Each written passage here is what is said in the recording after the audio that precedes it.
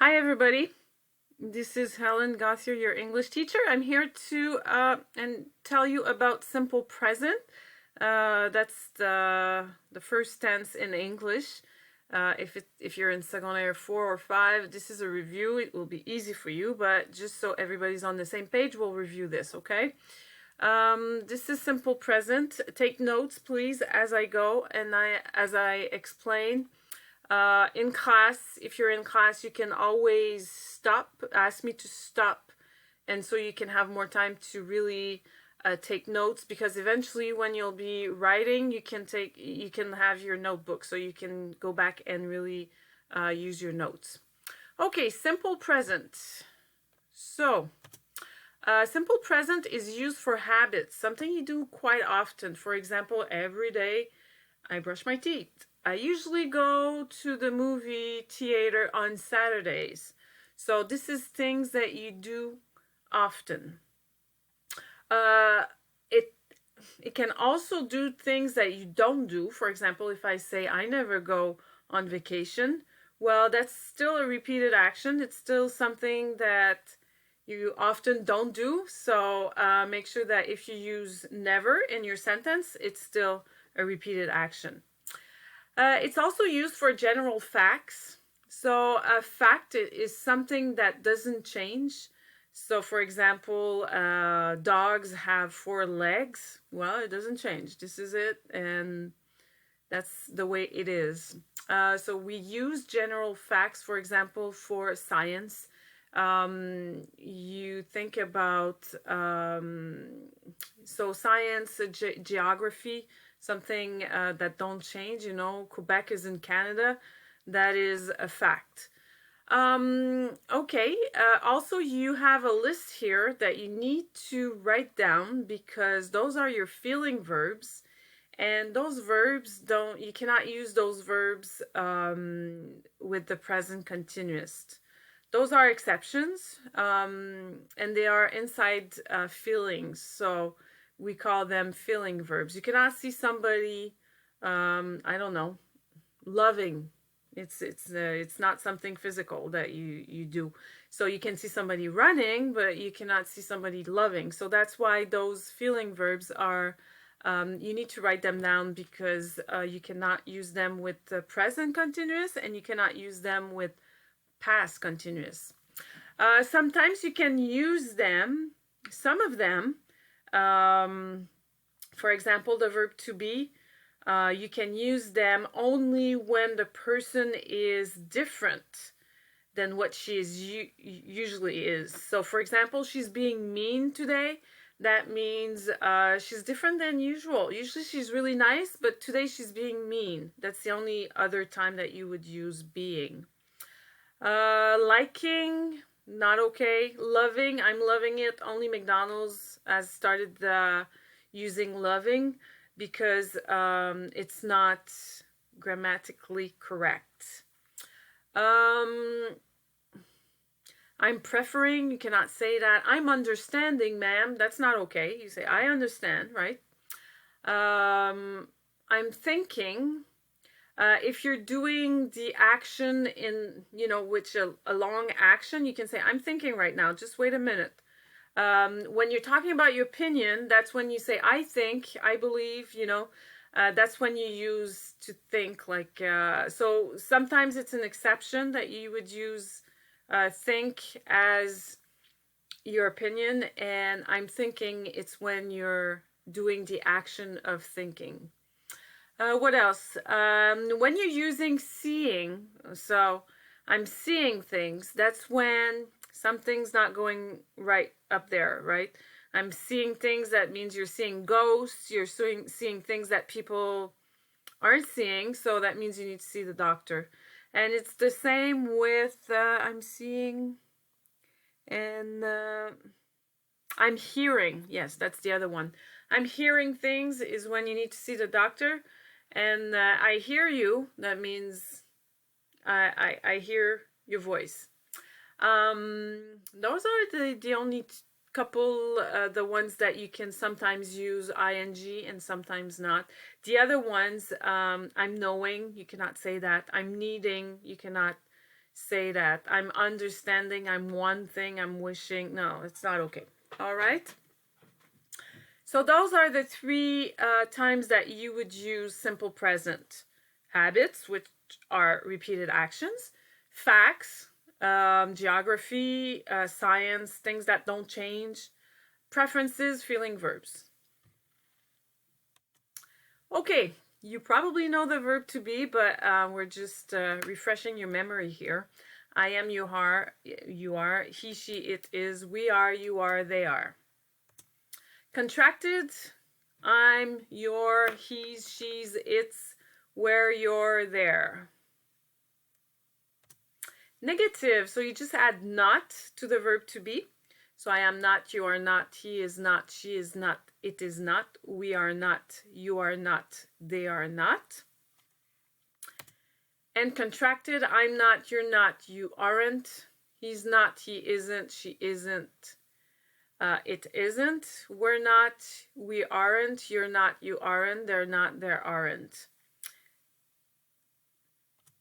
Yes, no question with the verb to be. Remember, you switch the subject with the verb. So am I, are you, is she, is he, is it, are we, are you, are they. And the answer to that cannot be too long. So are you happy today? Yes, I'm happy today because blah, blah, blah. No, it's just yes, I am. No, I'm not. So those are called short answers. So it's a yes, no question. So you answer yes, I am. No, I'm not. Yes, you are. No, you are not. Yes, she is, or he, or it, or no, he, she, it is not. Yes, we are. No, we are not. Yes, you are. No, you are not. Yes, they are. No, they are not. And of course, you can use the contracted form. No, they aren't, for example. Information question. You just start your question with a question word, and then you follow the yes, no question pattern. So a question word, your verb to be, and the subject. So instead of are you happy today, you would start with where are you, and then your question mark. So you have the verb to be in English that is always different, special, and then you have all the other verbs that are always conjugated pretty much at the same way. So the verb to have is your example with simple present. And just remember, with simple present, you need to put your S at the third person singular, which is he, she, it. So I have, you have, he, she, it has, we have, you have, they have. Third person singular, how do you conjugate a verb that ends with CH, SH, S, X, Z, or O? So you add ES to it. So she watches, and when you talk, you have to pronounce it, of course. Every day she goes to school. He sometimes brushes his dog. When your verb ends with a Y, you have to change the Y for something, or you have to add an S, depending. So if you have a consonant before your Y, like study, it's a D before the Y, then you change it for IES. If you have a vowel before the Y, that's when you just add an S. So every day he pays for a juice. For example, he buys. So those ones, you just add S. The pronunciation of the ending of the third person singular, SH sound, CH, S, Z, X. You pronounce Z, sorry. Pushes, pleases, for example. If you have a sound that ends with PTKF, you pronounce an S. So creates, tricks. If your ending has a sound with MNGVL, you pronounce the S as a Z. So rings, plays, booze. Negative. With the negative, you use do not or don't. Does not for the third person singular, or doesn't. So I do not have, you do not have, He, she, it does not have. We do not have, you do not have, they do not have. Contracted, I don't, you don't, she doesn't, he doesn't, it doesn't, we don't, you don't, they don't.